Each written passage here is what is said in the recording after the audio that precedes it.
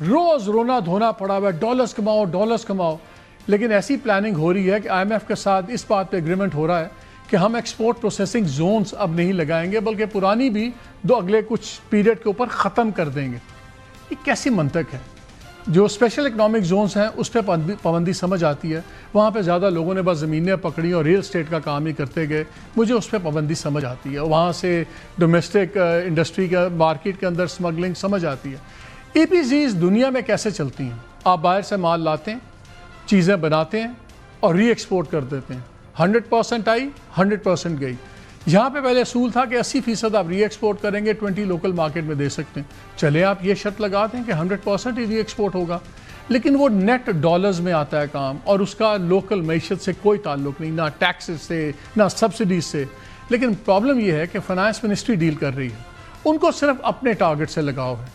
ہمارا revenue target کم ہو جائے، ہمارا سرپلس ٹارگٹ کم ہو جائے، ہمارا جناب فلانا ٹارگٹ کم ہو جائے کہ اچھا جی یہ ڈیٹ ٹو یہ جی ڈی پی ریشو یہ ہوگا. یہ پرواہ نہیں ہے کہ جو وہ فیصلے کرتے ہیں اوور آل اکانومی پہ کیا اثر ہوگا. اور اس لیے ہو کیا رہا ہے کہ ہم صرف فسکل پیکٹ بنا رہے ہیں آئی ایم ایف کے ساتھ، ہم اکنامک گروتھ نہیں دیکھ رہے. آج سے نہیں، یہ بہت سالوں کا ہے. پھر الزام لگا دیا جاتا ہے 18ویں امینڈمنٹ کی وجہ سے ہوا. اگر 18ویں امینڈمنٹ ہی تمام برائیوں کی جڑ تھی، بہت برائیاں ہیں اس میں مانتا ہوں، تو پھر اس کے آنے سے پہلے جو 21-22 آئی ایم ایف کے پروگراموں میں ملک کیوں گیا تھا؟ سو اٹس ناٹ کہ سب کچھ 18ویں امینڈمنٹ پہ آپ ڈال دیں. ان 22-23 کا بھی حساب دینا. وہ ناقص پالیسی اسٹرکچرل ریفارمز نہیں کرتے. اب آج ایک زبردست کام ہوا. ابھی بتایا گیا کہ آئی ایم ایف کے ساتھ یہ اگری کر رہے ہیں کہ اگلے سال 259 بلین یعنی کہ آلموسٹ 260 ارب سمجھ لیں آپ، اور لیوی لگے گی پیٹرولیم لیوی سے اکٹھا کیا جائے گا. 1100 ارب کے نئے ٹیکسز ہوں گے فیڈرل اور پروونسز کے ملا کے. کہاں سے آئیں گے یہ میری سمجھ سے باہر ہے، بیکاز اکانومی تو گرو کر نہیں رہی ریئل ٹرمز کے اندر. بٹ اینی وے، آج ایک بڑی انٹرسٹنگ ڈیولپمنٹ ہوئی ہے. منسٹری آف پیٹرولیم نے ایک خط لکھا ہے، پروپوزل دی ہے اپنی منسٹری آف فائنانس کو، جس میں وہ کہہ رہے ہیں کہ جو پیٹرولیم لیوی ہے اس کو آپ 10 کھرب پہ روک دیں.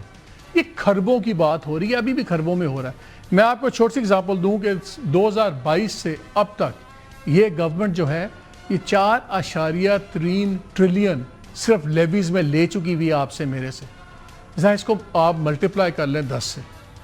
یہ آپ اتنا پیسہ کہاں لگا ہے ہمیں نہیں پتا. اینی وے، اب انہوں نے کہا کہ آپ اس پہ روک لیں، اور جو اب یہ اگری کر رہے ہیں آئی ایم ایف کے ساتھ اس سے تقریباً یہ 727 ارب روپے کم ہے. اور اگر اس پہ گورنمنٹ مانتی ہے تو یہ موجودہ سے بھی تقریباً کوئی 468 بلین اس سے کم ہوتا ہے. انہوں نے کہا کہ آپ پیٹرول اور ڈیزل پر لیوی کی شرح کو کم کر 50 روپے فی لیٹر کر دیں، اور تب تک یہ رکھیں، اور صرف تب بڑھائیں اگر انٹرنیشنل پرائس $60 سے نیچے آ جائے پر بیرل. پھر انہوں نے کہا کہ آئی ایم ایف کے ساتھ جو اس وقت طے شدہ شرح ہے وہ 30 روپے کی کٹوتی ہے، تو یہ اس سے کم ہے. اس وقت حکومت 118 روپے لے رہی ہے پیٹرول کے اوپر. انہوں نے یہ بھی کہا کہ اگلے بجٹ میں ایل پی جی جو ایک عام آدمی استعمال کرتا ہے، غریب آدمی استعمال کرتا ہے، اس پہ سیلز ٹیکس 18% سے کم کر کے 10% پہ کریں، اور بجائے یہ گھریلو اور غربا پہ بوجھ ڈالنے کے آپ 130 ارب سبسڈی کے لیے سائڈ پہ کر لیں، اور وہیں سے تمام ان چیزوں کو وہ کریں. پھر بجائے جات بھی کلیئر کریں. تیل اور گیس کے شعبے کی کمپنیوں پر سپر ٹیکس آپ ختم کریں، لیکن وہ تو چھوڑ دیں، بڑے بزنس کی بات ہے، میں عام آدمیوں کی بات کر رہا ہوں. یہ سب کچھ ہو رہا ہے.